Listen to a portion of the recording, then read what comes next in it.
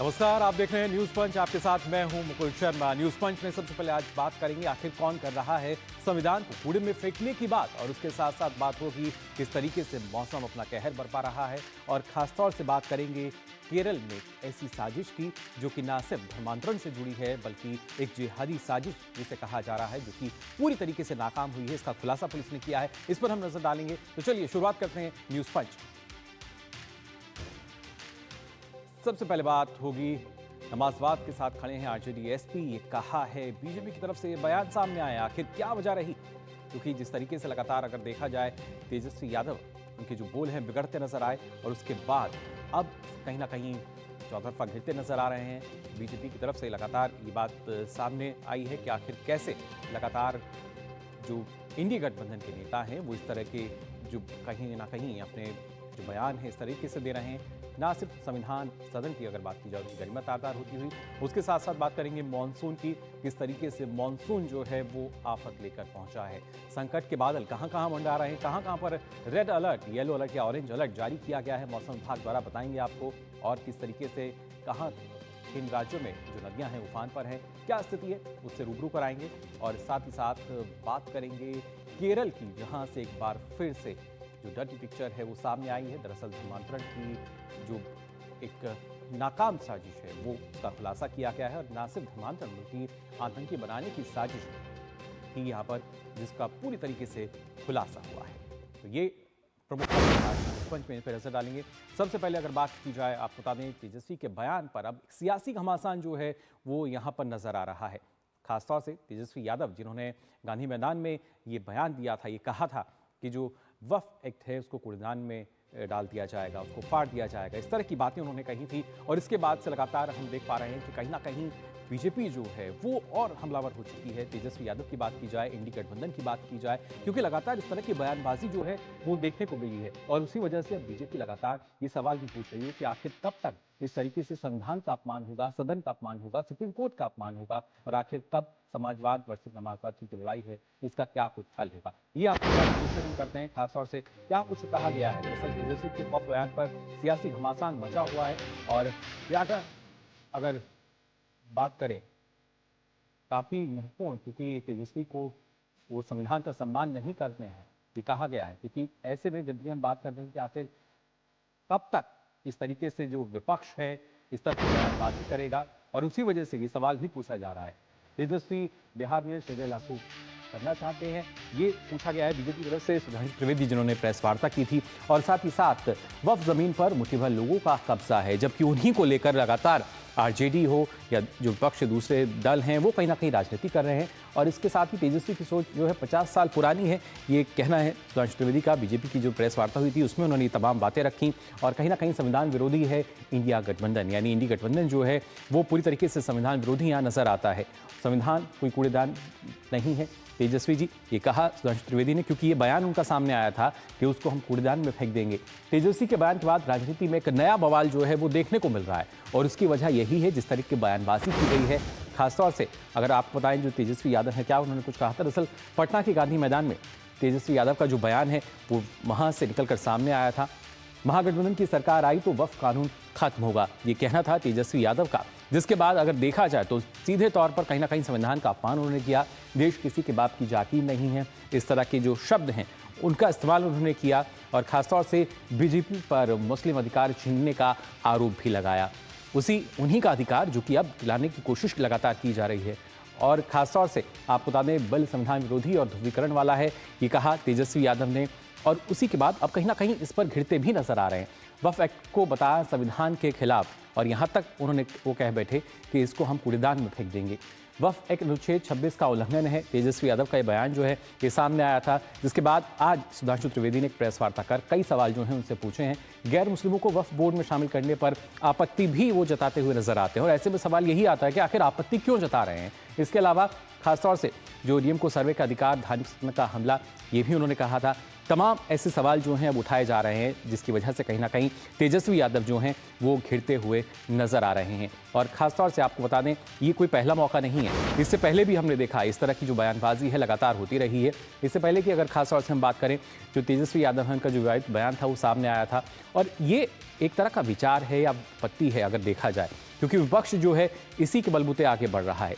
वक्फ कानून को देश को तोड़ने वाला बताया गया, जो विपक्ष है उसके तमाम जो बयान सामने आए हैं, महागठबंधन आया तो वक्फ एक कूड़ेदान में जाएगा, तेजस्वी यादव ने ये कहा था। और इसके साथ साथ नेशनल कॉन्फ्रेंस के विधायक का शर्मनाक जो कृत्य है उसका भी अगर खासतौर से देखा जाए जिक्र यहाँ पर किया गया कि कैसे। और वहीं जब विधानसभा की हम बात करते हैं, विधानसभा में संविधान स्वीकृत कानून का अपमान, ये पूरे चरणबद्ध तरीके से अगर देखा जाए जिस तरह के बयान लगातार सामने आए हैं। इसके अलावा अगर हम कांग्रेस की बात करें, कांग्रेस का संवैधानिक गरिमा से खिलवाड़ का पुराना रिकॉर्ड रहा है, कई तरह इस तरह के जो बयान हैं वो सामने आए हैं। और पीएम के लिए कई बार हमने देखा है किस तरीके से अपशब्दों का जो इस्तेमाल है वो किया गया है। और उसके साथ साथ अगर बात की जाए राष्ट्रपति की, तो राष्ट्रपति पद का भी उन्होंने कई बार अपमान किया है। इस तरह के जो शब्द हैं, आपत्तिजनक शब्द जो हैं वो भी कहे हैं, मजाक उड़ाया गया है। और खासतौर से अगर देखा जाए तो शाहबानो केस में सुप्रीम कोर्ट के फैसले को पलटा और वोट बैंक के लिए संविधान झुका दिया, जो कि एक बड़ा उदाहरण सबके सामने है कि आखिर मंशा क्या थी। इसके अलावा अनुच्छेद 370 और 35A का जो समर्थन है वो करते नजर आते थे, और वहीं एक देश एक संविधान की भावना का जो विरोध है वो सीधे तौर पर करते हैं। तो विपक्ष की आखिर मंशा क्या है? ऐसे में ये सवाल यहाँ खड़ा होता है। नागपुर में राहुल गांधी ने बांटी संविधान की खाली प्रतियां, और ये भी कहीं ना कहीं अगर देखा जाए एक बड़ा अपमान है। उनके अनुसार संविधान जो है शायद उन्हें वैसा ही नजर आता है, लेकिन अब लगातार अगर देखा जाए जो बीजेपी है, सरकार की तरफ से भी जो बयान है वो सामने आया है। विदेश में जो राहुल गांधी के अगर बयानों की हम बात करें, भारत में लोकतंत्र नहीं बचा है, देश की छवि पर वार है, ये कई बार उन्होंने इस बात को दोहराया है। अपने जब भी वो बाहर जाते हैं कहीं ना कहीं देश की जो छवि है उसको कहीं ना कहीं हम कह सकते हैं उस पर इसका सीधा असर आता है। फिलहाल हमारे जो संवाददाता हैं वो हमारे साथ जुड़ चुके हैं, मधुरेश हमारे साथ जुड़े हैं, और उसके साथ साथ अनुज यादव भी हमारे साथ जुड़ चुके हैं। सबसे पहले यहाँ पे अनुज, आपके पास मैं आना चाहूँगा। आज हमने देखा किस तरीके से सुधांशु त्रिवेदी, जिन्होंने सीधे तौर पर कहा कि आपको कोई हक नहीं है, आप संविधान को उसका इस तरीके से अपमान करें, सदन का आप अपमान करें, और ये उम्मीद नहीं की जा सकती। जो सोच है, जो मानसिकता है वो शायद अभी भी है कि हम कैसे पिछड़ों को और पीछे भेज सकते हैं, कैसे उनके अधिकार छीन सकते हैं, और इसी को लेकर बीजेपी ने सीधे तौर पर आज सवाल पूछे हैं। देखिए मुकुल, आज तो भारतीय जनता पार्टी इतनी हमलावर इंडी गठबंधन पर हुई है, खासतौर से तेजस्वी यादव पर। उसके पीछे सबसे बड़ा कारण यही है कि संवैधानिक व्यवस्थाओं के तहत संसद से जो कानून बन चुका है, आखिर उसको वो कूड़े के डब्बे में कैसे फेंक सकते हैं? क्या ये एक लोकतांत्रिक व्यवस्थाओं का अपमान नहीं है? ये एक सबसे बड़ा सवाल भारतीय जनता पार्टी ने उठाया है। और दूसरी सबसे बड़ी बात यही है कि ठीक है, बिहार के अंदर चुनाव है, चुनाव लड़ा जाना चाहिए, लेकिन दूसरा सबसे बड़ा सवाल ये है कि बिहार के विकास के असल मुद्दों को पीछे छोड़ क्या भ्रामक बातों को जनता के सामने रखकर जो है इंडी गठबंधन और खासतौर से तेजस्वी यादव चुनाव लड़ेंगे? क्योंकि केंद्र सरकार के द्वारा बनाया गया कानून, उसको राज्य सरकार कैसे खत्म कर सकती है? तेजस्वी यादव इस सभा में साफ कहते हुए नजर आ रहे हैं कि उनकी सरकार बिहार में आएगी तो इस कानून को लागू नहीं होने देंगे। इस तरह की जो बातें हैं ये भ्रामक बातें हैं। तो निश्चित तौर पर आज जो कड़ा हमला भारतीय जनता पार्टी ने किया है इंडी गठबंधन पर और इन राजनीतिक दलों पर, यही एक सबसे बड़ी बात है कि क्या कुछ लोगों को सिर्फ उनकी वोट राजनीति के लिए, उनकी वोट पाने के लिए, क्या एक समुदाय को खुश करना ही उनका सबसे बड़ा मकसद है? और दूसरी एक सबसे बड़ी बात यह है कि अगर वो इन लोगों की हक की बात कर रहे हैं तो सबसे पहले ये बात तो बताएं कि इससे पहले मुसलमानों के लिए, अल्पसंख्यक लोगों के लिए वक्फ बोर्ड की जमीन पर ऐसे कौन से समाज सुधारक कार्य चल रहे थे जिससे इन समुदायों का भला हुआ हो? क्या वहां शैक्षणिक संस्थान चल रहे थे? क्या वहां पर कोई रिसर्च इंस्टीट्यूट चल रहे थे? क्या वहां पर यतीम खाने चल रहे थे? क्या ये जो वक्फ बोर्ड की जमीनों पर कब्जा करने की जो एक राजनीति चली आ रही थी कई दशकों से, उसको खत्म करके मुसलमान समुदायों का एक बहुत बड़ा जो कार्य है, उनके भले का कार्य जो है एनडीए सरकार ने किया है, और उसके दूसरी उलट जो है इस कानून को कूड़े कचरे में फेंककर क्या वो इस समुदाय को हमेशा पिछड़ा रखना चाहते हैं? क्या उसको सिर्फ वोट बैंक की राजनीति बनाए रखना चाहते हैं? इस तरीके के ये जो आज सवाल है भारतीय जनता पार्टी ने मीडिया के माध्यम से बिहार की जनता के सामने रखे हैं। जी बिल्कुल, बिहार की जनता के सामने। और खासतौर से मधुरेश, अगर देखा जाए तो ना ही नियत हम कह सकते हैं साफ रही, और ना ही नीतियां इस तरह की रही हैं कि जो उनके, जब समाजवाद की हम बात करते हैं, सबके अधिकारों की हम बात करते हैं, तो शायद वो तो ना नीति उस तरह की है, ना ही नियत उस तरह की रही है। हाँ बिल्कुल। आप अगर बात करें तेजस्वी यादव के पिता की, लालू यादव की जब सरकार रही थी तो मुस्लिम के लिए कितने डेवलपमेंट वर्क हुए थे, ये किसी से छुपा हुआ नहीं है। और आज के डेट में अगर मुस्लिम उनको वोट करने की सोचे तो सबसे पहले बात यह है कि ये 15 सालों में जो मुस्लिम पढ़े लिखे हैं, जिन मुस्लिमों का विकास हुआ है, जो केंद्र की और राज्य की योजनाओं का लाभ लेकर के एक समाज में अपनी एक बेहतर छवि बना चुके हैं, एक बेहतर इकोनॉमी का हिस्सा बन चुके हैं।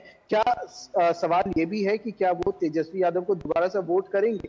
क्या जी। उनके ऊपर में उनका ये जो उटपटांग बयान है, जो तुष्टीकरण की राजनीति है, उसका असर होने वाला है? तो मुझे नहीं लगता है कि ये बहुत ज्यादा असर करने वाला है उनके ऊपर में। हालांकि अभी जो वर्तमान स्थिति है उसमें विकास के मुद्दे को हथियार बना करके तेजस्वी एनडीए को घेरने की कोशिश कर रहे थे, हालांकि जी। वो उसमें कामयाब होते नहीं दिखे। ऐसे में उन्होंने अपना पुराना हथियार जातिवाद और तुष्टीकरण की राजनीति का विधानसभा चुनाव के लिए निकाला है, और उनके पास में यही एकमात्र हथियार है जिसको लेकर के वो अभी चुनाव में उतरने की सोच रहे हैं। बिल्कुल, और उसी हालांकि वजह से उनकी जो नीयत है, जो मंशा है, वो सीधे तौर पे नजर आती है। फिलहाल आप दोनों का बहुत बहुत शुक्रिया हमारे साथ जुड़ने के लिए। तो जाना आपने किस तरीके से सियासी घमासान जो है वो तेज होता नजर आता है, लेकिन इसके साथ साथ अगर देखा जाए एक और जो समस्या नजर आ रही है, जी हाँ, वो है बारिश की, बाढ़ और उसके बाद भूस्खलन की स्थिति। अगर खासतौर से हम पहाड़ी राज्यों से शुरू करते हैं तो आपको बता दें लगातार वहां यही स्थिति बनी हुई है। कई ऐसे जिले हैं जहां पर मौसम विभाग ने अलर्ट जारी किया हुआ है, तो कहीं ना कहीं मुसीबत जो है वो अब बढ़ती हुई नजर आ रही है मानसून की बारिश के बाद से। और इसके साथ साथ अगर पहाड़ी राज्यों की भी अगर हम बात करें तो वहां भी हम कह सकते हैं कि लगातार खासतौर से न सिर्फ पहाड़ी बल्कि मैदानी राज्यों में भी जो बारिश का सिलसिला है वो थमता नजर नहीं आ रहा है।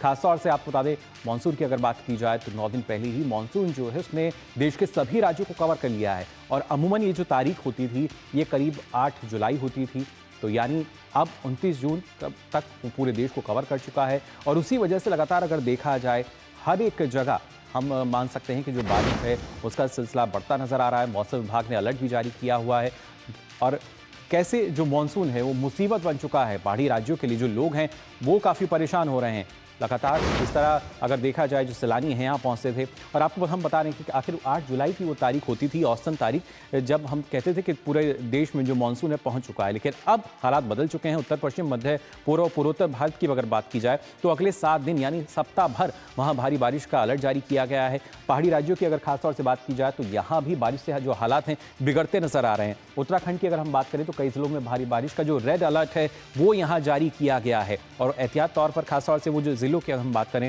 देहरादून की बात की जाए, नैनीताल, टिहरी, उत्तरकाशी, और यहाँ पर भारी बारिश की संभावना जताई गई है। इसके अलावा रुद्रप्रयाग की हम बात करें, चंपावत और उधम सिंह नगर में भी भारी बारिश का जो अलर्ट है मौसम विभाग द्वारा जारी किया गया है। एहतियात बरतने की बात यहाँ की गई है, और ये स्थिति अभी थमने वाली नहीं है। करीब अगले 3 दिन तक हम देखेंगे कि उत्तराखंड के अधिकतर जो ज़िले हैं उसमें यही स्थिति हमें नज़र आएगी। इसके अलावा आपको बता दें जो दूसरे और खासतौर से राज्य हैं वहाँ भी इस तरह की जो स्थिति है लगभग देखने को मिल रही है। खासतौर से अगर हम बात करते हैं हिमाचल प्रदेश की, हिमाचल प्रदेश में भी बारिश का जो सितम है वो देखने को मिल रहा है। कई ऐसी नदियां हैं जो कि लगातार उफान पर हैं, और वहीं अगर बात करते हैं पिछले 12 घंटों की, यानी पिछले 12 से 15 घंटों में अधिकतर जिलों में जो भारी से बहुत भारी बारिश जो है दर्ज की गई है। इसके साथ साथ हिमाचल में भी कई जिले अलर्ट पर हैं। कांगड़ा, मंडी, सोलन और सिरमौर समेत 4 जिलों में रेड अलर्ट मौसम विभाग ने यहाँ पर जारी किया है। साथ ही शिमला की अगर बात की जाए, हिमाचल प्रदेश की राजधानी, यहाँ भी कल से जो भारी बारिश है वो दर्ज की गई है। इसके अलावा अगले 48 घंटों में भारी से बहुत भारी बारिश की जो चेतावनी है मौसम विभाग द्वारा जारी की गई है, रेड अलर्ट जारी किया गया है। और उसके बाद खासतौर से प्रशासन की बात करें, एनडीआरएफ की बात की जाए, हाई अलर्ट पर है। राहत और बचाव की जब हम बात करते हैं तो ये अलर्ट जो है एक तरीके से फिलहाल देखने को मिल रहा है।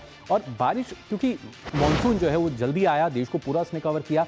अब इसमें देखिए इस मैप के जरिए मैं आपको बता सकता हूं कि जहां पर आप जो गहरा नीला रंग देख रहे हैं वहां पे मानसूनी बारिश जो है वो बहुत ज़्यादा दर्ज की गई है। और इसके साथ साथ अगर आप देख सकते हैं जो रंग है यहाँ पर सामान्य से अधिक बारिश है। इसके अलावा जहाँ जहाँ हरा रंग आप देख पा रहे हैं यहाँ भी खासतौर से सामान्य बारिश है। हालांकि जो लाल रंग है इन राज्यों में अभी सामान्य से कम है, लेकिन अगले 7 दिन हम देखेंगे जो तस्वीर है बदलती हुई नजर आएगी, क्योंकि इन राज्यों में भी भारी बारिश का अलर्ट जारी किया गया है। उत्तर पश्चिम की हम बात करें, पूर्वोत्तर भारत की बात की जाए, ये तमाम ऐसे राज्य हैं जहां पर अब तक बारिश नहीं हुई थी। राजधानी दिल्ली में भी आप देख सकते हैं, लेकिन अब यहां पर बारिश का अलर्ट जारी किया गया है।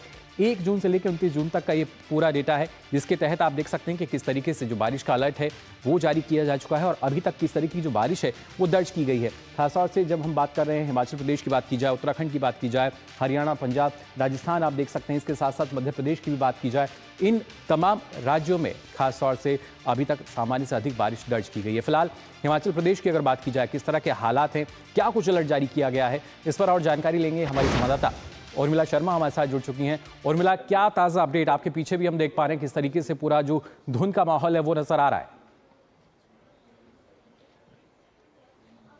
जी जी, बिल्कुल सही आपने कहा। प्रदेश में मानसून का शुरुआती जो है बारिश ही है और प्रदेश में शुरुआती बारिश का ही जो है व्यापक असर देखने को हमें मिल रहा है। ताज़ा अपडेट में बीती रात 2 बजे जो है रामपुर के सरपारा पंचायत में जो है बादल फटने की घटना सामने आई है। इसमें 1 मकान और 3 मवेशी और 3 गौशालाएं जो है इसकी जद में आई है, प्रभावित हुई हैं। इसके साथ साथ आज सुबह राजधानी शिमला में तड़के 5 बजे जो है 5 बहुमंजिला मकान जो है 5 मंजिला मकान जो है ये ढह गया है। हालांकि जानी नुकसान इस दौरान कोई नहीं हुआ है, क्योंकि एनएच निर्माणाधीन जो सड़क है उसके वजह से ये जो बहुमंजिला मकान है वो इसकी जद में आया था। इसके साथ साथ आज 4 जिलों में रेड अलर्ट जो है मौसम विभाग ने जारी किया है। इसमें कांगड़ा शामिल है, सोलन, सिरमौर और मंडी जिले शामिल है और इन्हीं जिलों से संबंधित सारे शिक्षण संस्थान आज बंद किए गए हैं। वहीं आज 9 जिलों में फ्लैश फ्लड का जो है अलर्ट मौसम विभाग ने जारी किया है। तो कुल मिलाकर बिल्कुल प्रदेश भर में सभी जिलों में मानसून की बारिश का व्यापक असर हमें देखने को मिल रहा है और कहीं ना कहीं भूस्खलन और देखें तो ये छुटपुट घटनाएं हमें देखने को मिल ही रही है। जी बिल्कुल, और कहीं ना कहीं नहीं छुटपुट घटनाओं की वजह से लगातार जो जनजीवन है वो अस्त व्यस्त भी हो रहा है। लगातार जो बारिश है आफत की बारिश बनकर यहाँ पर उभरती हुई हमें नजर आ रही है। फिलहाल बहुत बहुत शुक्रिया आपका उर्मिला हमारे साथ जुड़ने के लिए। तो हिमाचल प्रदेश की अगर बात की जाए, जाना आपने, लेकिन इससे इतर यानी इसके विपरीत जब हम बात कर रहे हैं तो हमारे देश में तो इस तरह के हालात हैं, लेकिन दुनिया का एक हिस्सा ऐसा भी है जो कि गर्मी से जूझ रहा है। जी हाँ, अगर हम यूरोपीय देशों की अगर बात करें तो वहाँ पर इस बार लगातार जो गर्मी है वो पिछले सारे रिकॉर्ड तोड़ती हुई नजर आ रही है। यूरोप की अगर हम बात करें तो आपको बता दें हीट वेव के मामले अब यूरोपीय देशों में बढ़ते हुए नजर आ रहे हैं और खासतौर से स्पेन की अगर हम बात करें, आपको बता दें स्पेन में गर्मी का 6 दशक पुराना जो रिकॉर्ड है वो टूटा है। 6 दशक, आप अंदाज़ा लगा सकते हैं। स्पेन के एल ग्रेनाडो में 46 डिग्री सेल्सियस तापमान जो है वो दर्ज किया गया।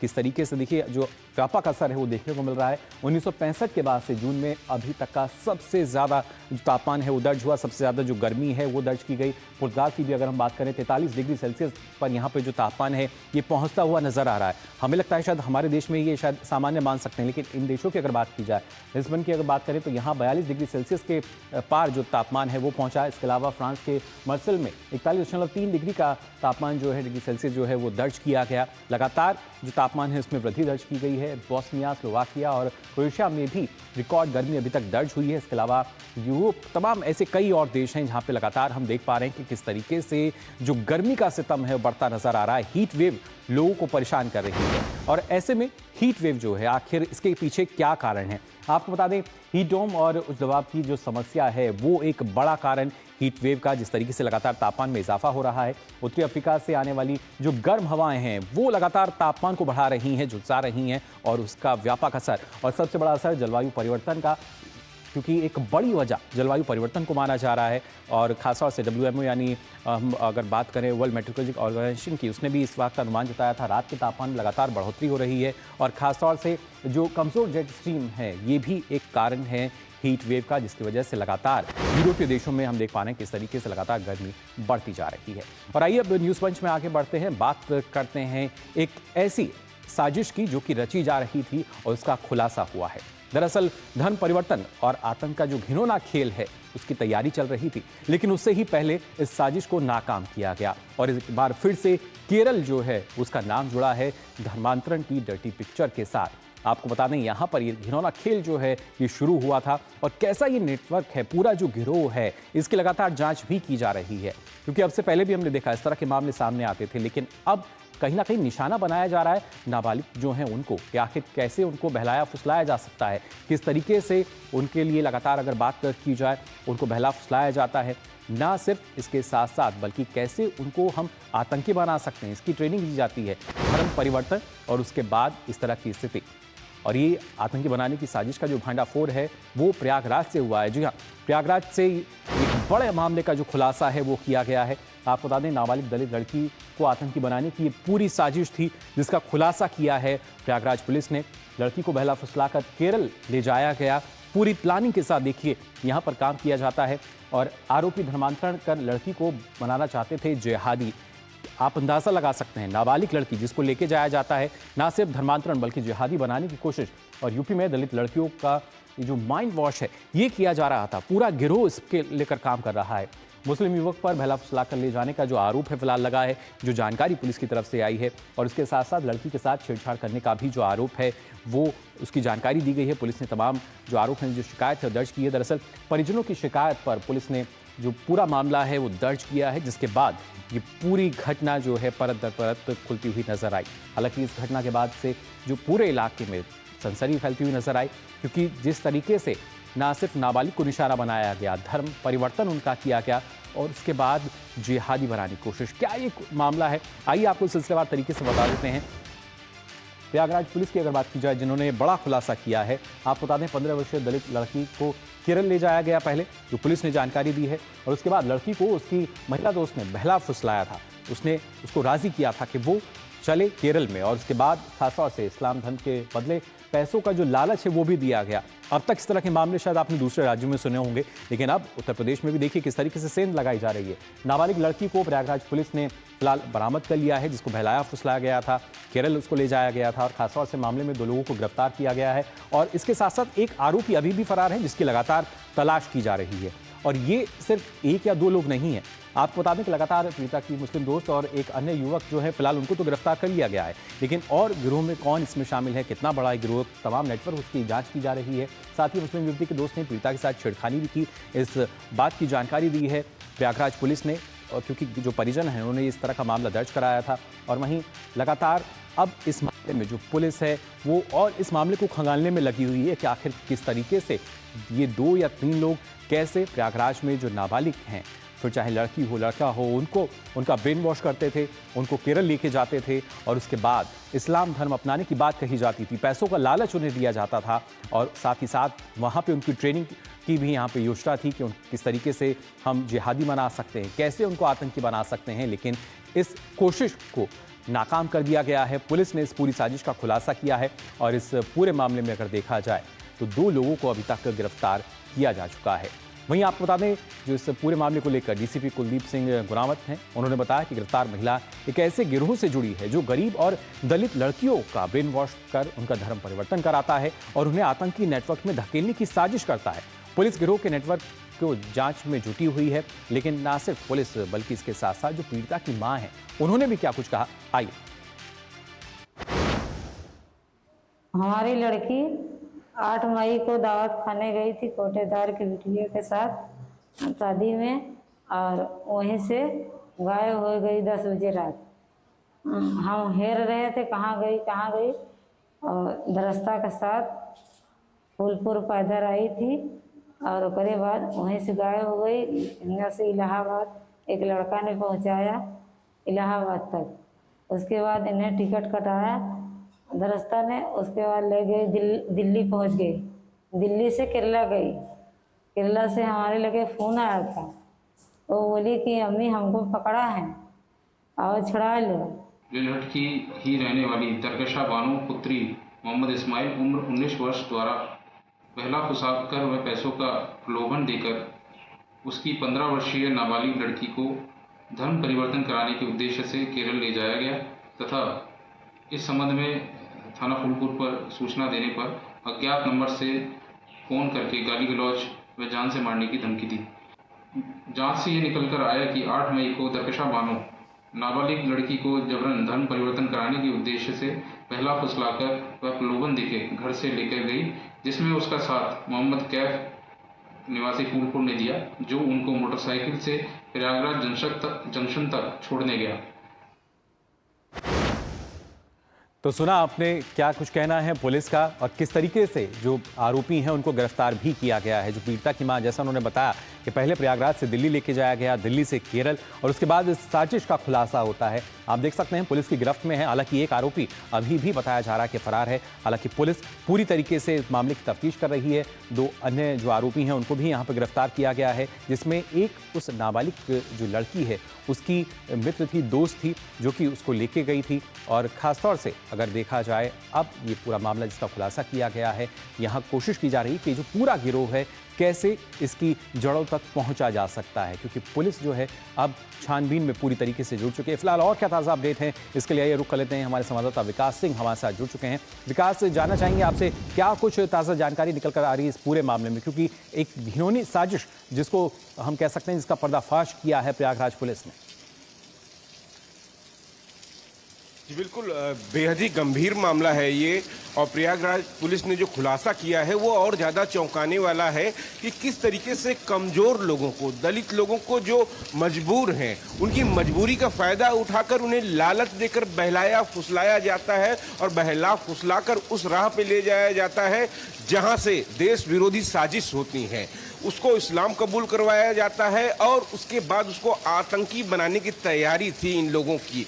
यह एक बड़ा गिरोह है। पुलिस का कहना है कि यह संगठित रूप से यह काम किया जाता है और जिस तरीके से आरोपी पकड़े गए हैं उनसे पूछताछ के बाद तमाम ऐसे लोगों के नाम आगे खुलासे होंगे जो इस तरीके का मूवमेंट चला रहे हैं, इस तरीके के गलत काम कर रहे हैं कि कमजोर लोगों को पहले बहलाएंगे फुसलाएंगे, उनसे दोस्ती करेंगे और उसके बाद उनको पैसे का लालच देंगे, उनकी मजबूरियों का फायदा उठाकर और फिर ले जाते हैं। सबसे बड़ी बात है यहां से गई दिल्ली और दिल्ली के बाद उसको केरल ले जाया गया। तो आप समझ सकते हैं कि इनके संबंध किन किन जगहों पर हैं। और केरल में जब इस मामले का खुलासा हुआ, माता की शिकायत के बाद जब पुलिस ने इस मामले की पड़ताल की, उसके बाद ये अच्छी बात रही कि अब वो लड़की बरामद हो गई है और सकुशल अपने घर पहुंच गई है। और उसने जब तमाम सारी ये बातें बताई तो बिल्कुल आश्चर्यचकित करने वाला है कि किस तरीके मजबूर और कमजोर लोगों को लालच देकर इस आतंक की राह पर भेजने का काम कर रहे हैं ये लोग। और निश्चित रूप से आने वाले समय में जो टीमें गठित की गई हैं, पुलिस ने बताया है कि स्पेशल टीम इसके लिए गठित की गई है कि इस पूरे गिरोह का पर्दाफाश किया जा सके। जो लोग गिरफ्तार हुए हैं उनके पूछताछ के आधार पर, निशानदेही के आधार पर पूरे मामले का खुलासा पुलिस करेगी जल्द ही। जी बिल्कुल, इंतजार यही है कि आखिर कब तक पूरे मामले का खुलासा हो पाएगा। फिलहाल बहुत बहुत शुक्रिया विकास आपका हमारे साथ जुड़ने के लिए। तो जाना आपने किस तरीके से धर्मांतरण और उसके साथ साथ जिहादी बनाने की ये पूरी साजिश थी जिसका खुलासा किया है प्रयागराज पुलिस ने। और उसके साथ साथ जो पीड़ित परिवार है उसको जान से मारने की धमकी भी दी गई, यानी पहले लालच दिया गया इस्लाम कबूल करने का और उसके बाद अगर जो स्थिति सामने आई है तो कहीं ना कहीं इसमें अब पुलिस जो है पड़ताल कर रही है, जांच कर रही है और देखना ये होगा कि कब तक इस पूरे मामले का जो खुलासा है वो हो पाता है। फिलहाल न्यूज़ पंच में आज के लिए बस इतना ही, लेकिन देश और दुनिया की तमाम खबरों के लिए आप देखते रहिए डीडी न्यूज़। मुझे दीजिए अनुमति, नमस्कार।